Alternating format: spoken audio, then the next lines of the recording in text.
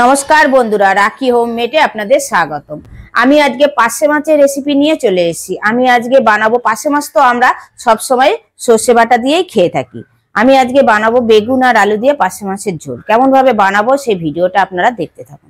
ঘরোয়া পদ্ধতিতে পার্শে মাছের ঝোল করার জন্য পার্শে মাছের গায়ে আমি নুন আর হলুদটা মাখিয়ে নেব। হলুদ দিয়ে দিলাম আর নুনও দিয়ে দিলাম। এবার ঝোলটা বানানোর জন্য আমি বেগুন কেটে নিয়েছি, আলু কেটে নিয়েছি, দুটো টমেটো পেস্ট করে নিয়েছি, ধনেপাতা নিয়ে নিয়েছি আর 4টে কাঁচা লঙ্কা নিয়েছি।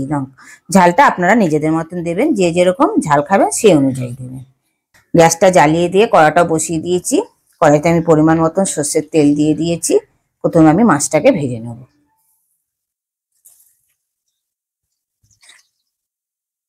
মাছটা ভাজা হতে থাক। মাছে দেওয়ার জন্য আমি একটু মশলা বানিয়ে নেবো, বাটা মশলার মতন করে। এটা বাটি নিয়ে নিয়েছি। বাটিটার মধ্যে আমি পরিমাণ মতো জল দিলাম।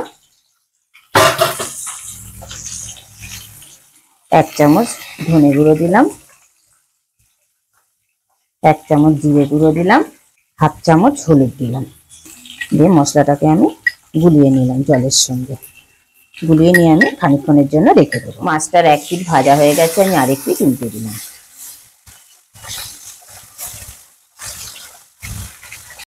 মাছটা ভাজা হয়ে গেছে, আমি উঠিয়ে নিলাম। মাছগুলোকে আমি হালকা করে ভেজে নিলাম।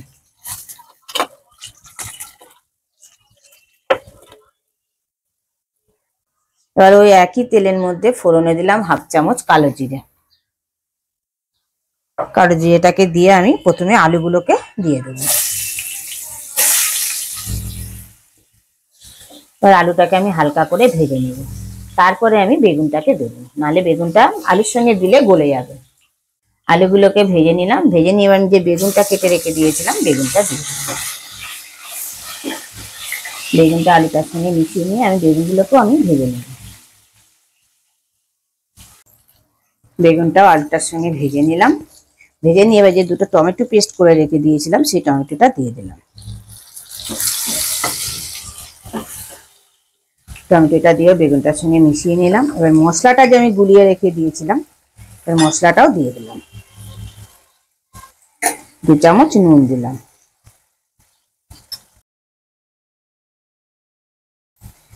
4টে কাঁচা লঙ্কা দিলাম। দিয়ে ভালোভাবে সব একসঙ্গে ভালোভাবে মিশিয়ে নিলাম। মিশিয়ে নিয়ে এইবারে আমি 2 থেকে 3 মিনিট কষে নেব।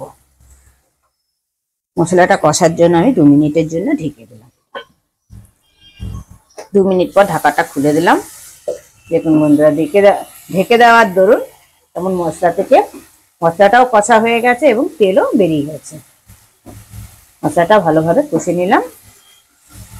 কষে নিয়ে যে বাটিটার মধ্যে আমি মশলাটা গুলিয়ে রেখে দিয়েছিলাম সেই বাটিটা দিয়ে আমি ঝোলের জন্য জল অ্যাড করলাম। জলটা দিয়ে আমি আলু আর বেগুনটার সঙ্গে ভালোভাবে মিশিয়ে নিলাম। আরো কিছুটা পরিমাণে আমি জল অ্যাড করলাম। জলটা দিয়ে আমি 5 মিনিটের জন্য ঢেকে দিলাম যাতে আলুটা সেদ্ধ হয়ে যায়। 5 মিনিট পর ঢাকাটা খুলে দিলাম আর একটু নাড়াচাড়া করে দিলাম। দেখুন বন্ধুরা, আলুগুলো সেদ্ধ হয়ে গেছে। এবার আমি মাছটা ভেজে রেখে দিয়েছিলাম, মাছটা দিয়ে দিলাম। আমি সবসময় আপনাদের কাছে সহজ পদ্ধতিতেই রান্নাটা দেখানোর চেষ্টা করি। আমি যে পদ্ধতিতে রান্নাটা আপনাদের সামনে দেখানোর চেষ্টা করি আপনারাও ঠিক সেই পদ্ধতিতে ঘরে ট্রাই করবেন। দেখবেন খেতেও সুস্বাদু হয় এবং রান্নাটা অতি সহজেই হয়ে যায়। মাছটা মিশিয়ে নিলাম। মিশিয়ে নিয়ে এবার আমি ধনেপাতা কেটে রেখে দিয়েছিলাম, ধনেপাতাটা দিয়ে দিলাম।